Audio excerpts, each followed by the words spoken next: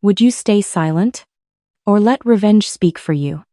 Welcome to the stories on Shattered Vengeance.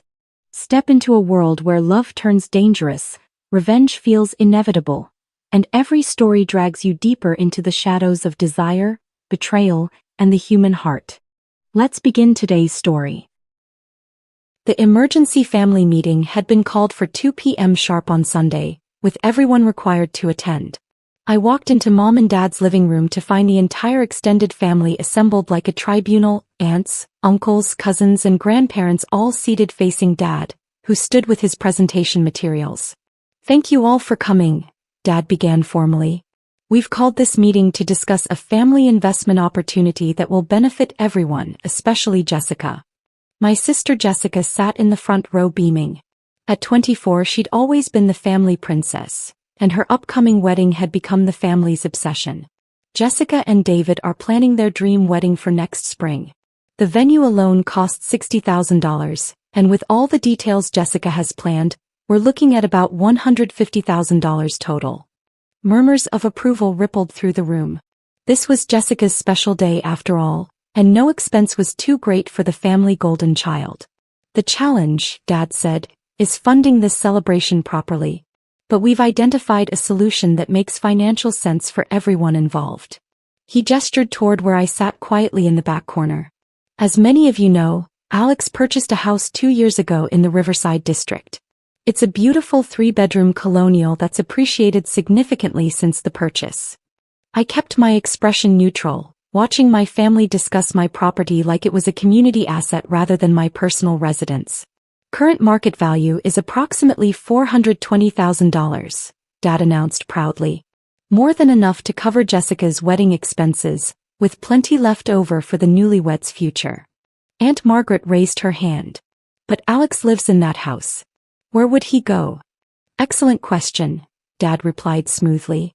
"Alex is 28, single, no dependents. A smaller apartment would be more practical.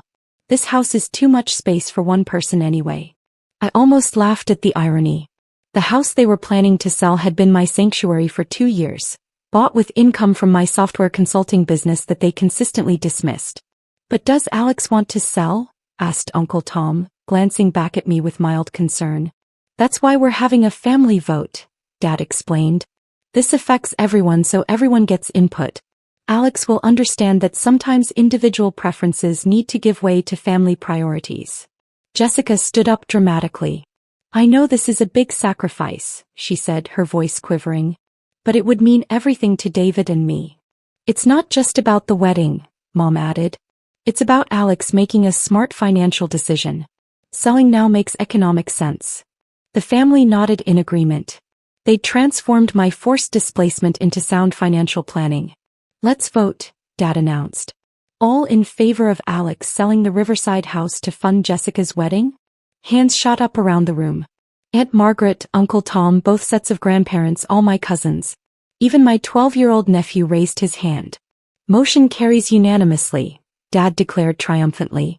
"Alex, we know you'll do the right thing for the family." I sat quietly watching them celebrate their democratic decision about my property. What they didn't know was that their vote had no legal bearing on my house whatsoever. "When do we list it?" Jessica asked eagerly. "I'll call the realtor tomorrow," Dad replied. "We want to move quickly in this market."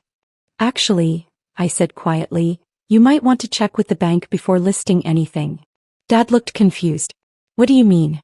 "It's a straightforward sale. Just some paperwork complications," I said vaguely. "Might be worth a phone call." The truth was that my house had been purchased through complex financing involving my LLC and commercial loan structures. Any attempt to list or sell the property without proper authorization would trigger fraud alerts with First National Bank, where I developed a strong relationship.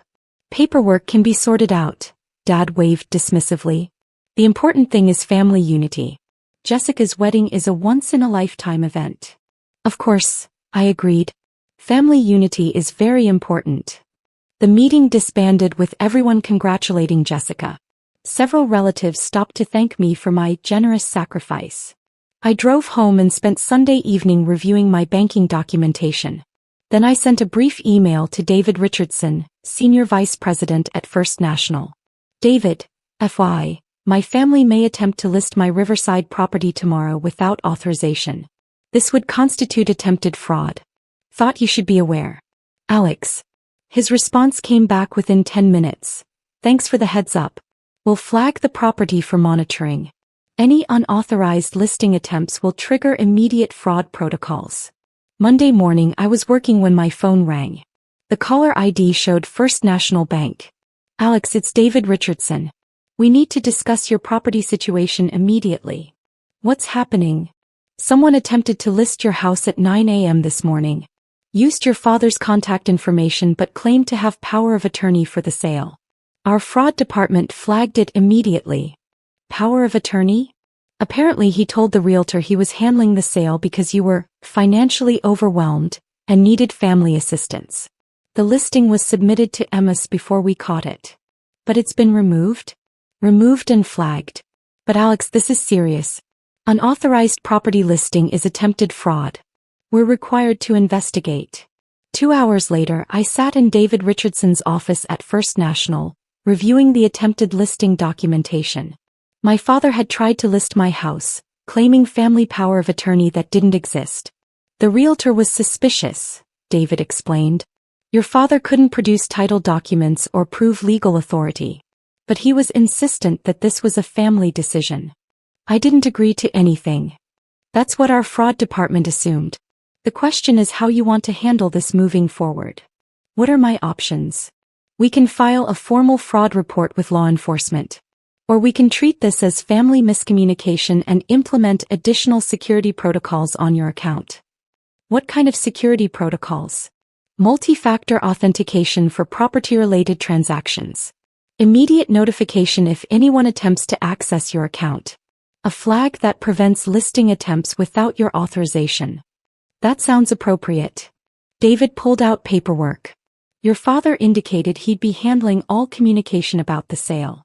The realtor has been calling him about why the listing was pulled. What did Dad tell them? According to the realtor, he's claiming computer error and wants to relist immediately. So he's not giving up. Alex, did you authorize your father to sell your house? No. The family held a vote yesterday about selling my house to pay for my sister's wedding. They voted yes and assumed that settled the matter. David's expression shifted to concern. They voted to sell your personal property without consent? They thought it was a democratic family decision. Alex, that's not how property ownership works. No one can vote to sell someone else's house. I know that. But my family doesn't understand the concept. This is more serious than I initially thought. Your father isn't just confused about paperwork, he's attempting to liquidate your assets without permission. David picked up his phone. I'm calling our bank president. Margaret Chin has dealt with family financial abuse cases before. 20 minutes later, Margaret Chin, president of First National Bank, sat across from us reviewing documentation. A sharp woman in her 50s, she'd built her career dealing with complex financial situations. Mr. Alex, she said formally, this is textbook financial abuse. Family members attempting to liquidate someone else's assets. It's not malicious, I said. They genuinely think they're making good family decisions. Intent doesn't matter legally, Margaret replied. Unauthorized property listing is attempted fraud. He pulled out a thick folder. We see this often. Adult children whose families assume they can make financial decisions for them. Parents who think family votes override property rights. What usually happens in these cases? Depends on how far the family is willing to go. Some back down when confronted with legal reality. Others escalate until law enforcement gets involved. I don't want to destroy my family relationships. Then your family needs to understand boundaries immediately, Margaret said firmly. She handed me a business card. I'm going to call your father directly. Sometimes family members need to hear from bank officials that their actions constitute fraud. You'll call him this afternoon. I'll explain that further attempts to list your property will result in law enforcement involvement. That evening my phone started ringing. First Dad, then Mom, then Jessica, then relatives. I let them go to voicemail. The voicemails were progressively frantic. Dad, Alex, there seems to be confusion with the bank. Call immediately. Mom, what did you tell the bank? They're saying we committed fraud. Jessica, Alex, you're ruining my wedding. How could you sabotage family? I finally called Dad back around 7 p.m. Alex, what did you do? He demanded. I protected my property from unauthorized sale attempts. Unauthorized? We held a family vote. Everyone agreed this was the right decision. Dad, you can't vote to sell someone else's house. That's not how property ownership works. But it's for Jessica's wedding.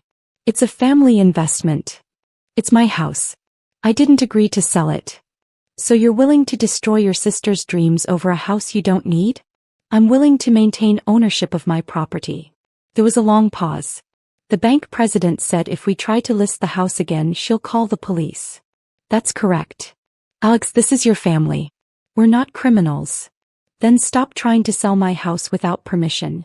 But the wedding can be funded by people who actually have money to contribute rather than selling my assets. The conversation ended with Dad hanging up on me.